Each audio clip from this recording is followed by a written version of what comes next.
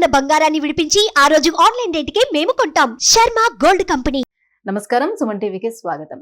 ద్వాదశ రాశుల వారికి ఈ మే మాసం అంతా ఏ రకంగా ఉండబోతుంది, నవగ్రహాల స్థితిగతులు ఎలా ఉన్నాయి, ఎటువంటి ఫలితాన్ని అందిస్తున్నాయి అనే విషయాన్ని తెలియజేసేందుకు మనతో పాటు ఉన్నారు జ్యోతిష్య రత్న, జ్యోతిష్య చక్ర వైభవ నిపుణ డాక్టర్ రాళ్లపల్లి రవికుమార్ గారు మనతో పాటు ఉన్నారు. గురుగారు నమస్కారం అండి.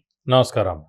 గురుగారు, ద్వాదశ రాశుల వారికి ఏ రకంగా ఉండబోతుంది మే మాసం అంతా అనే విషయాన్ని తెలుసుకునే ముందు నవగ్రహాల స్థితిగతులు ఏ రకంగా ఉన్నాయి వాళ్ళ మొత్తం అంతా కూడా. రవి గ్రహం వచ్చేసి మనకి వృషభ రాశిలో ఉన్నారు. అలాగే కుజుడు వచ్చి మనకి మీన రాశిలో ఉన్నారు. అలాగే రాహు వచ్చేసి మనకి అదే మీన రాశిలో ఉన్నారు. అలాగే గురువు వచ్చి మనకి 1 మే నుంచి గురువు మారుతున్నాడు కాబట్టి గురువు మనకి వృషభ రాశిలో ఉన్నారు. అలాగే శని స్వస్థానమైన కుంభరాశిలో ఉన్నారు. అలాగే శుక్రుడు వచ్చేసి మనకి మేషరాశిలో ఉన్నారు. కొన్ని రోజులు మే 15 తారీఖు తర్వాత నుంచి మటుకు వృషభ రాశిలోకి వస్తాడు. అలాగే ఆఖరిగా వచ్చి బుధుడు వచ్చేసి మటుకు మనకి వృషభ రాశిలోకి వస్తాడు. ఇప్పుడు మనకి నర్మదా నది పుష్కరాలు కూడా స్టార్ట్ అండి 1 మే నుంచి. మనం ఎప్పుడైనా సరే ఒక రాశి నుంచి ఇంకో రాశికి గురువు మారినప్పుడు ఎలా చూసుకోవాలంటే, పుష్కరాలు ఎప్పుడైతే ఆరంభం అవుతాయో ఆ రోజు నుంచే మనకి గురువు ఒక రాశి నుంచి ఇంకో రాశిలోకి మారుతున్నట్టు అనమాట. బట్ 1 మే నుంచి మటుకు మనకి వృషభ రాశిలోకి గురువు ప్రవేశించాడు. ఈ సంవత్సర కాలం అంతా కూడా మనకి కేవలం ఒక సంవత్సర కాలం ఉంటాడు. సంవత్సర కాలం. అందుకే 12 రాసులు కాబట్టి 12 ఒక్కొక్క సంవత్సరం కలిపితే పుష్కర కాలం అంటారు మనం. సో అందుకే 12 సంవత్సరాలకి పుష్కరం అంటారు. గురుగారు, మకర రాశి వారికి ఎలా ఉండబోతుంది ఈ మే నెల? వాళ్ళకి కూడా శని నడుస్తుంది కదా, ఎండింగ్ స్టేజ్ లో ఉంది. సో మరి ఎలా ఉండబోతుంది వీరికి? మకర రాశి వారికి నక్షత్రాలు వచ్చేసి ముందుగా ఉత్తరాషాఢ 2, 3, 4 పాదాలు, శ్రవణం 1, 2, 3, 4 పాదాలు, ధనిష్ట 1, 2 పాదాలు. ఈ రాశి వారికి మొన్నటిదాకా ఈ శని ఉధృతి ఎక్కువగా ఉంది. అలాగే గురుబలం లేదు. అంటే 2 సంవత్సరాల నుంచి గురుబలం లేదండి. ఒకటి తృతీయ స్థానంలో గురువు ఉండడం 1 సంవత్సర కాలం, మొన్నటిదాకా 30 ఏప్రిల్ దాకా 4వ స్థానంలో ఉండడం. సో 2 సంవత్సరాల నుంచి గురుబలం లేదు. అలాగే రాహు బలం లేదు. అలాగే కేతు బలం లేదు. అలాగే ఏలినాటి శని. మొత్తం 4 గ్రహాల ఇంపాక్ట్ చాలా ఎక్కువగా ఉండేది.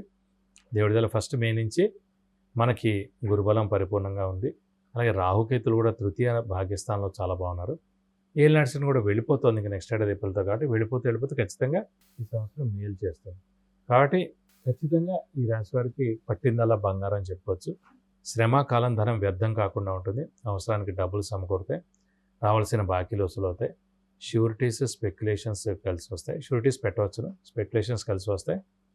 మధ్యవర్తిత్వం వహించవచ్చును. అలాగే వ్యాపారస్తులకు పట్టిందల్లా బంగారం చెప్పుకోవచ్చు. అలాగే అవివాహితుల వివాహం, సంతానం లేని వారి సంతానం, నిరుద్యోగుల ఉద్యోగం, ఉద్యోగస్తులకి ప్రమోషన్స్, అలాగే ఉద్యోగస్తులకి నేమ్ అండ్ ఫేమ్, బాస్ నుంచి మన్నన, ఫారెన్ టూర్ విజిట్స్ ఇవన్నీ కూడా పొందుతారు. అలాగే రాజకీయ నాయకులు ఎవరైతే ఇప్పుడు పోటీ చేస్తున్నారో, ముఖ్యంగా ఎంపీగా కానీ లేదంటే ఆంధ్రాలో ఎమ్మెల్యే కానీ పోటీ చేస్తున్నారు, వాళ్ళు ఖచ్చితంగా నెగ్గేందుకు అవకాశాలు ఎక్కువగా ఉన్నాయి. ఎందుకంటే 5వ స్థానంలో గురువు ఉంటాడు కాబట్టి ఖచ్చితంగా నెగ్గుతారు. అంటే ఇప్పుడు మనకి మేలో ఎలక్షన్స్ కాబట్టి 1 మే నుంచి గురువు స్టార్ట్ అయ్యాడు కాబట్టి ముఖ్యంగా మేషరాశి వారు, కర్కాటక రాశి వారు, సింహరాశి వారు, కన్యారాశి వారు, అలాగే వృశ్చిక రాశి వారు, అలాగే మకర రాశి వారు, ఈ 5-6 రాశుల వారు కూడా ఖచ్చితంగా రాజకీయ నాయకులు ఎవరైతే పోటీ చేస్తున్నారో వాళ్ళు నెగ్గేందుకు అవకాశాలు 100% ఉన్నాయండి. వాళ్ళ వ్యక్తిగత జాతకాలు కూడా ఇంకొంచెం బాగుంటే ఖచ్చితంగా ఇంకా ఓట్లు ఎక్కువ రావడం, అంటే మినిస్టర్ అవ్వడం, ఇవన్నీ కూడా జరుగుతాయి. కాబట్టి ఈ 6 రాశులు మటుకు ఖచ్చితంగా బాగున్నాయండి. వీరు పోటీ చేసేవాళ్ళకి చాలా బాగుంటుంది చెప్పుకోవచ్చు. అలాగే మకర రాశి వారి మటుకు ఇంకా పెద్దవాళ్ళు, చిన్నపిల్లల ఆరోగ్య విషయం కూడా చాలా బాగుంటుంది. అలాగే వీరి ఆరోగ్యం బాగుంటుంది. విద్యార్థులకి సువర్ణ అవకాశం అని చెప్పుకోవచ్చు. మంచి ర్యాంకులు సాధిస్తారు. మంచి యూనివర్సిటీలో సీట్ పొందుతారు. అది ఫారెన్ అవ్వచ్చు. ఎందుకంటే ఏలినాటి శని నడుస్తుంది కాబట్టి స్థానచలనం కూడా ఉంటుంది. కాబట్టి విద్యార్థులకి స్థానచలనం అంటే కనుక ఫారెన్లో మంచి యూనివర్సిటీలో ర్యాంక్ సాధించడం ద్వారా అక్కడికి వెళ్ళి చదువుకునేందుకు అవకాశాలు ఎక్కువగా ఉన్నాయి. అలాగే ఏలినాటి శని నడుస్తుంది కాబట్టి స్థానచలనం ఉంటుంది. ఇల్లు మార్పు కానీ, ఉద్యోగ మార్పు కానీ, లేదంటే వేరే ఊరు ట్రాన్స్ఫర్ అవ్వడం కానీ, లేదంటే వేరే ఊర్లో కొత్త జాబ్ వెతుక్కోవడం కానీ జరిగేందుకు అవకాశం, లేదంటే ఇల్లు మారడం కానీ, ఏదైనా సరే మారితే మంచిదండి. ఈ సంవత్సర కాలమే ఉంది కాబట్టి ఇంకేలినాటి సరే మారితే మంచిదే, మార్పు మంచిదే అని చెప్పుకోవచ్చు. అలాగే 5వ స్థానంలో గురువు ఉన్నందుకు ఖచ్చితంగా 5వ స్థానం సంతాన స్థానం అండి. సో సంతాన కారకుడైన గురువు సంతాన స్థానంలో ఉన్నాడు కాబట్టి సంతానం లేని వారికి ఖచ్చితంగా ఈ సంవత్సరం సంతానం కలుగుతుంది.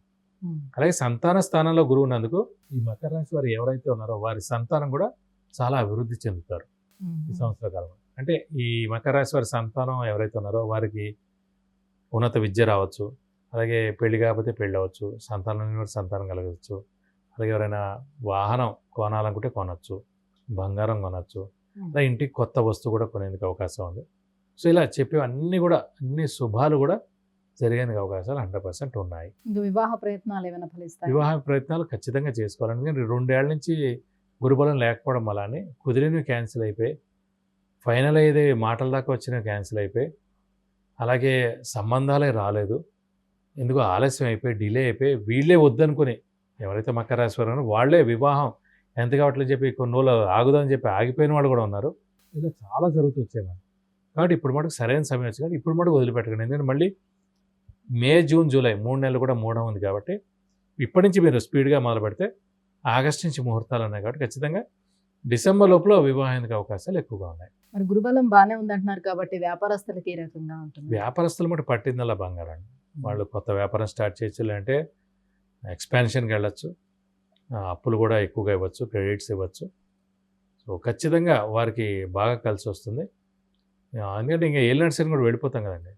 కాబట్టి ఇంకా రాబోయే రోజులన్నీ కూడా వారికి సువర్ణ అవకాశం అని చెప్పుకోవచ్చు. ఇంకా మరింత శుభ ఫలితాన్ని పొందేందుకు ఎటువంటి పరిహారాన్ని పాటించాలి, ఎటువంటి దాన ధర్మాలు చేసుకోవాల్సి ఉంటుంది, ఏ దైవారాధన చేసుకోవాలి? ప్రస్తుతం మటుకు రాహుకేతు గురువు బాగానే ఉన్నారు కాబట్టి మీరు ఓన్లీ శని కొంచెం వీక్గా ఉన్నాడు కాబట్టి ప్రతి శనివారం ఉపవాసం ఉండడం, వీలైతే కనుక ప్రతి శనివారం ఆంజనేయ స్వామి టెంపుల్కి వెళ్ళి 41 ప్రదక్షిణాలు చేసి, ఎప్పుడైనా వీలైతే కనుక వడమాల సమర్పించడం, సింధూర పూజ చేయించడం, అలాగే తమలపాకులతో పూజ చేయించడం, ఇవన్నీ చేస్తే చాలా మంచిది.